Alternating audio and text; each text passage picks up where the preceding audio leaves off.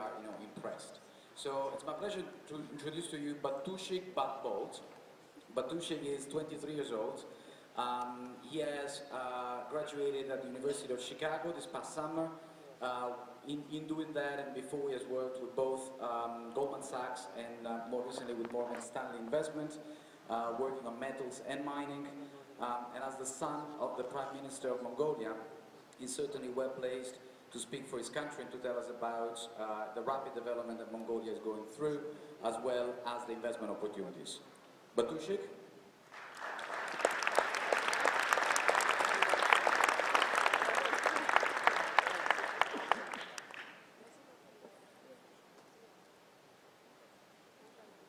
I would like to thank all the people who organized this event, all the counselors, and all my fellow delegates here, present coming from all over the world for this summit. It's a great opportunity for us to be heard and to be here with all of you. I'm especially proud. Having been educated in the US, now working in London, I feel privileged coming from Mongolia. Mongolia is one of the fastest developing nations at the moment. With rich natural resources, we respectively have the largest undeveloped gold, copper, and coal mine. As one of the only democracies in Asia, we have to implement and support these resources well so we can achieve the goal of reducing poverty. With a population of only 2.6 million people, almost a third of the people in Mongolia is in poverty, with one of the harshest winters and weathers in the world. Based on this, I understand many countries are in similar conditions. Therefore, we need to fight this together. In one of his speeches, my father, who I've learned many things from, emphasized the development of human capital. I would like to mention that same exact point, as education is essential to economic growth and development.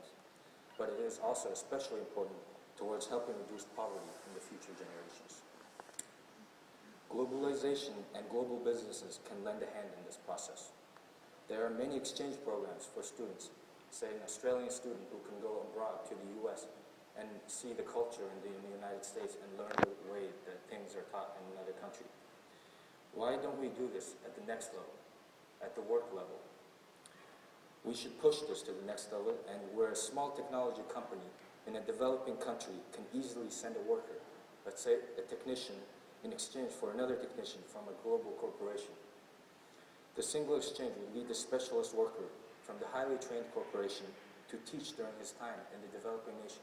All the workers there are able to learn from this individual and pass it along to their co-workers and others, as well as while the other worker in the other corporation is getting the highly skilled skill set he can bring back.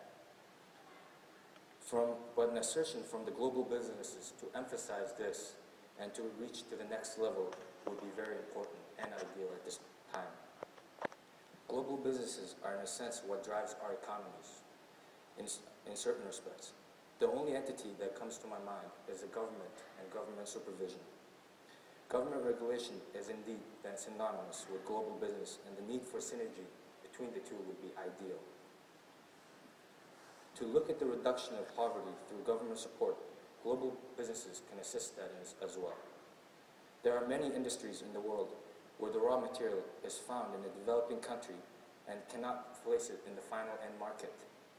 We see this as the raw material is sold at a cheap price to an international company that is able to make some technological changes or some small additions and get it to the end user at a significant premium. This is almost directly the case in the example of cashmere. For example, 30% of the world's final cashmere product is from Mongolia. However, most of it is sold in the early stages of production to a company in an already well-established economy, where they are able to utilize that middle profit and get it to the end users. There's nothing wrong with this in a business sense, as the final buyer is able to sell it for the same amount regardless. However, for the end market sellers, the global businesses, it would make moral sense to deal with the origination of the resource and try to deal with the country directly.